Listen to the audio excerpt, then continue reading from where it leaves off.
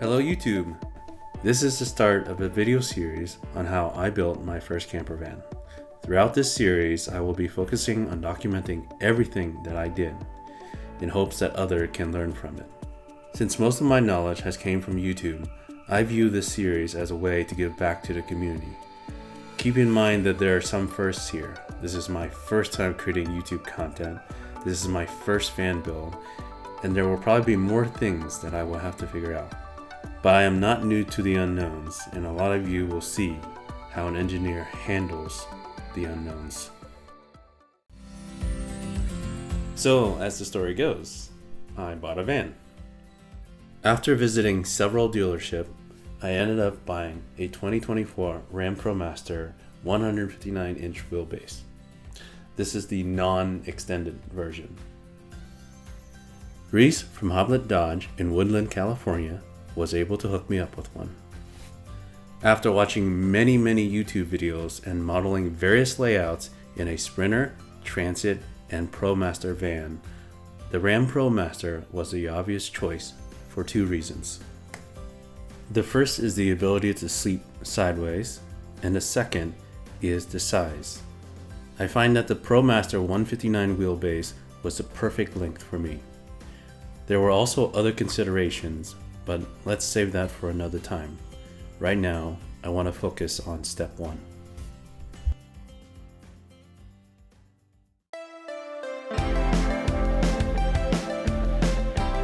During one of my shopping adventures, I noticed that one of the brand new Promaster had a leak, and it was no small leak. There was about 1/4 of a gallon of water on the plastic flooring. Moreover, there are reports online that some Promaster leaks. My Promaster did not leak, or else I would not have bought it. Since this is an investment, I wanted to do some preventive measures to make sure it never leaks. My plan is to first get on the roof and identify where leaks may occur. The roof has two panels that seem to have been welded together. These seams are where I want to put down some marine sealant, and then on top of that, a layer of Eternabond tape. This might be overkill, but it's my investment and I want to protect it. But before all of that, a thorough cleaning is needed.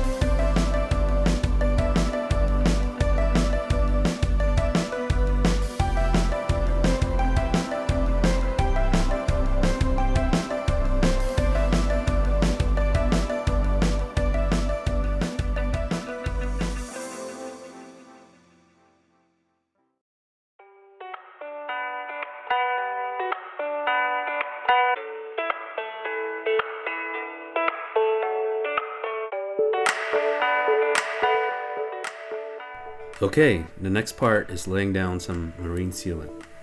Marine sealant was designed for boats, but a lot of van lifers seems to like it.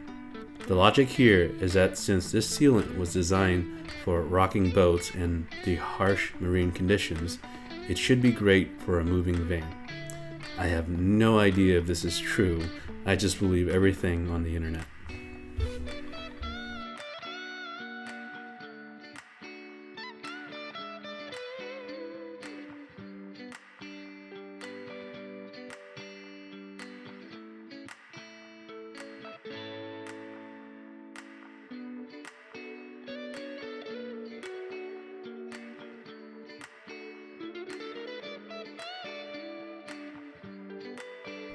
A little pro tip here. Put down all the sealant first before spreading it out with your fingers. I made an unnecessary mess on my caulking gun because I thought the sealant dries very fast. It doesn't.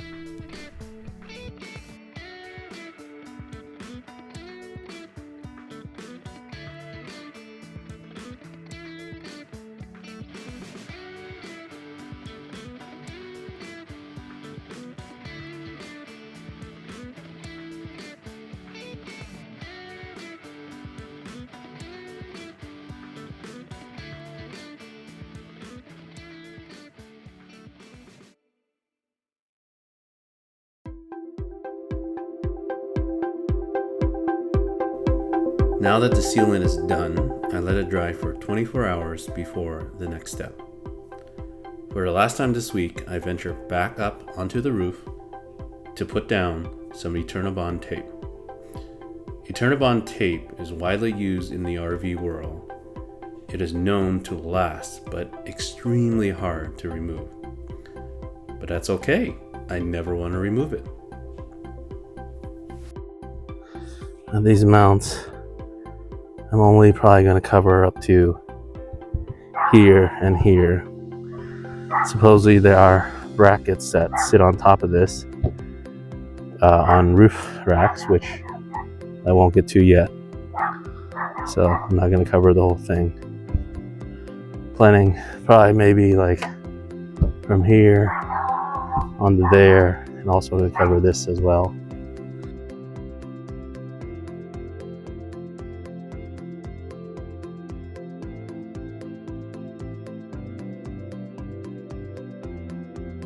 You want to be careful here. Only peel as you go. Once the stuff touches anything, it's very hard to get off. Also, I found out it's not as easy to mold to small crevices and sharp bends.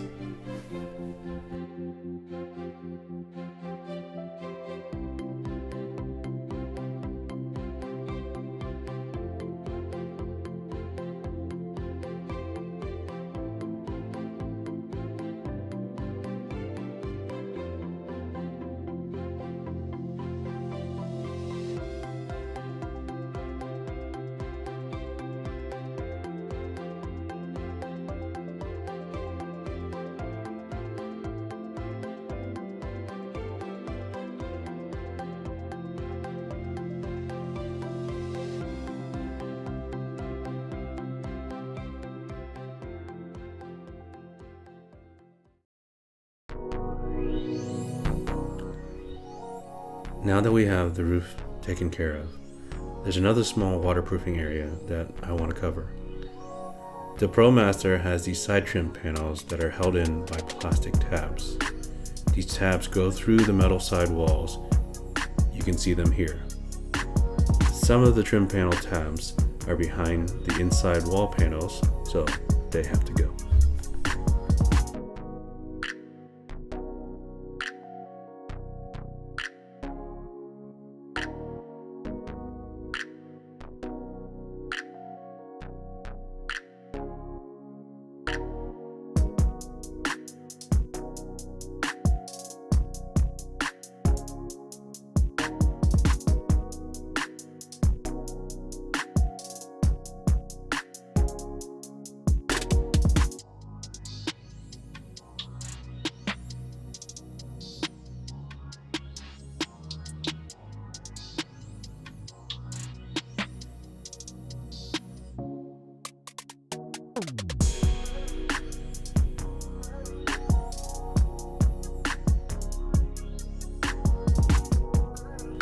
Over time, water can get behind these panels and seep into the van. Normally, this is fine as the water will drain back out via the holes in the bottom. But I want to completely keep the water out, so hence 100% silicone. Silicone is not an adhesive per se, it's just a sealant. And if I need to remove the trim panels in the future, I should be able to.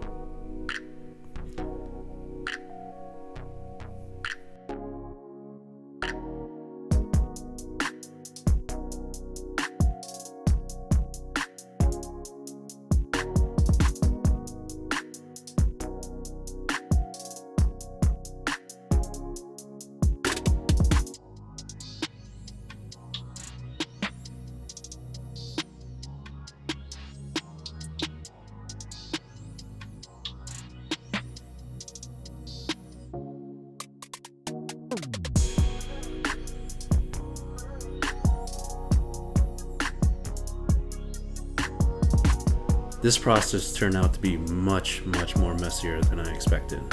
In fact, I would call this my first mistake and probably would have done it in a different way. The problem was that it was so hard to get the silicone where I wanted it. I ended up slapping some silicone on my fingers and manually just plop it on the tabs.